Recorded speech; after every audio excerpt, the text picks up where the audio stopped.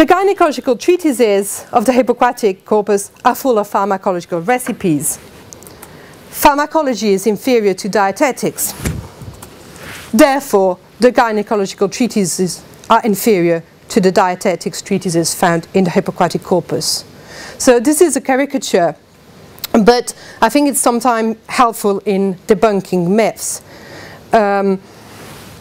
So, as I've said, I don't think that in antiquity there was such a distinction between dietetics and pharmacology. And some ancient authors actually classified the gynecological texts of the corpus among the dietetics treatises. So they saw them as dietetic treatises and not as either pharmacological treatises or gynecological treatises. So a short conclusion. In this paper, I hope to have shown that at the time of the Hippocratic writers, the boundary between food and drug, pharmacology and dietetics was still rather blurred. The Hippocratics knew that some everyday foods could bring important health benefits and could be used in non-dietetic ways. And for that reason, they may have wished not to come up with too systematic a definition of the boundary between food and drug. The Hippocratics also knew that laymen and lay women could contribute discoveries to the field of medicine. And in that matter also, not too strict a definition of the boundary between food and drug may have helped them. On the other hand, and there's a very strong tension here, the Hippocratic writers were keen to establish their authority and distinguish themselves from those laymen and lay women. One way of establishing this distinction was the use of writing. So those are the first Greek physicians to use writing. A second was for physicians to appropriate for themselves those aspects of everyday life that can bring health benefits. Hence the increasing importance given to dietetics in Greek and Roman medicine.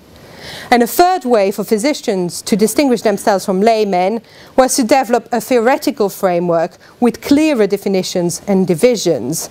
And contemporaries of Hippocrates, such as Aristophanes or the philosopher Plato, criticized physicians for their pedantic use of words.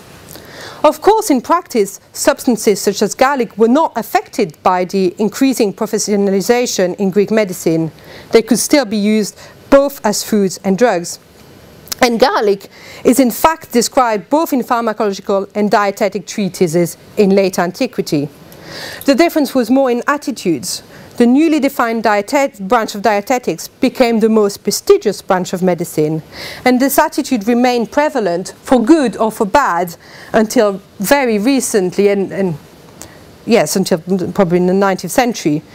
And sometimes it still influences scholars' view of ancient pharmacology, in particular of gynecological pharmacology, and this is where we need to be more careful. Thank you very much. We started this session a bit late, so I think we've got time for 2 or 3 questions.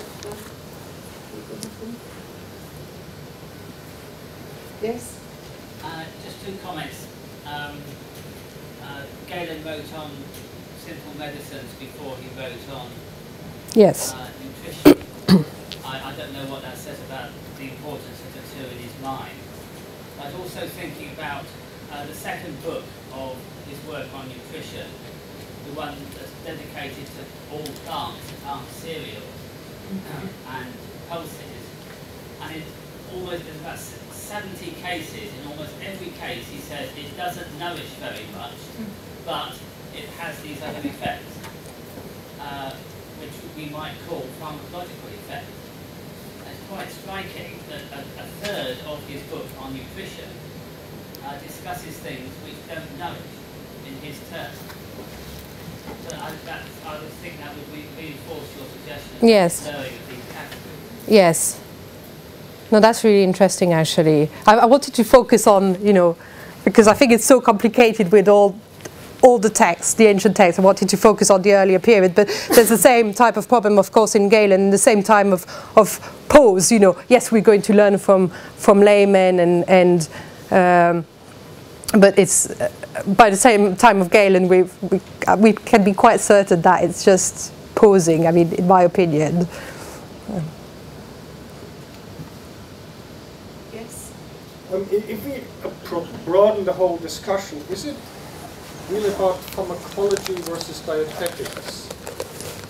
Is it maybe not medical professionals Yes, I guess. versus dietitians, whatever you want to call them? I know there were no dietitians as such.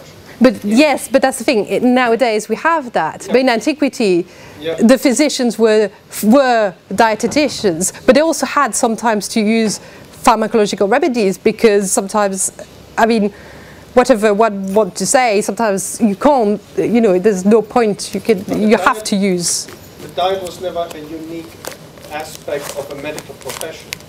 That's not something they could put a claim on dominating. While the pharmacology side is something where obviously the medical aspect is much stronger.